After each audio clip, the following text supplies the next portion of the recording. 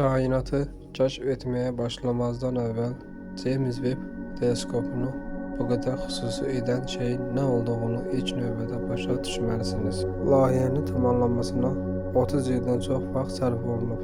Bu doğrudur.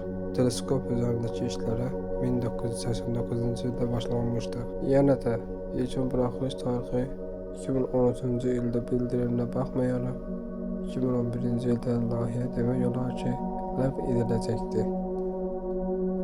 Bəs nə üçün elm adamlarına bu qədər vaxt lazım oldu? Çünki bu teleskopun dizaynı bir çox texnoloji çətinliklərlə üzləşmişdi. 2005-ci ildə 3 milyard Amerikan dolları olaraq qiymətləndirilən istehsal dəyəri sonda 10 milyard dollara başa çatdı. Layihə üzərində 10 min insan çalışdı və hətta elm adamları bütün karyeralarını James Webb'in dizaynına həsr etdilər. Çəkisinin 6 tondan çox olduğunu və istilik qoruyuculuğunun tenis kortu ölçüsündə olduğunu bildiğiniz zaman bu həqiqətən də təəccüblü deyil.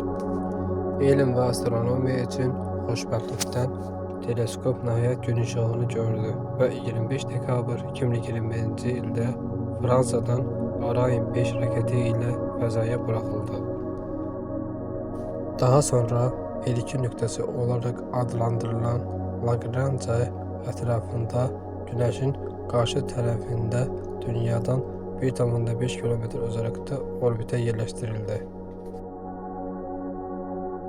Bu yerləşdirmənin teleskopun kosmosda sağ qalması üçün çox vacib olduğunu görəcəksiniz.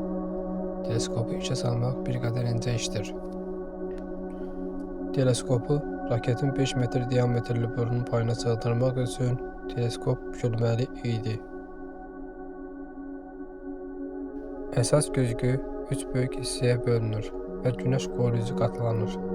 Elm adamları üçün stresi olan şey James Webb yerdən 1,5 kilometr uzaqlıqda hər hansı bir müdaxilə olmadan öz-özünə açılmaq məcburiyyətində olması idi.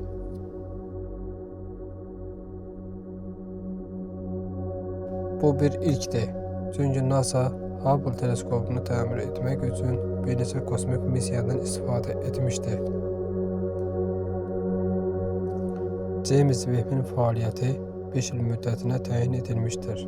Lakin enerji ehtiyatları ilkin nöqtəsində ən azı 10 il öz mövqeyini qoruyub saxlamağa imkan verəcəkdir.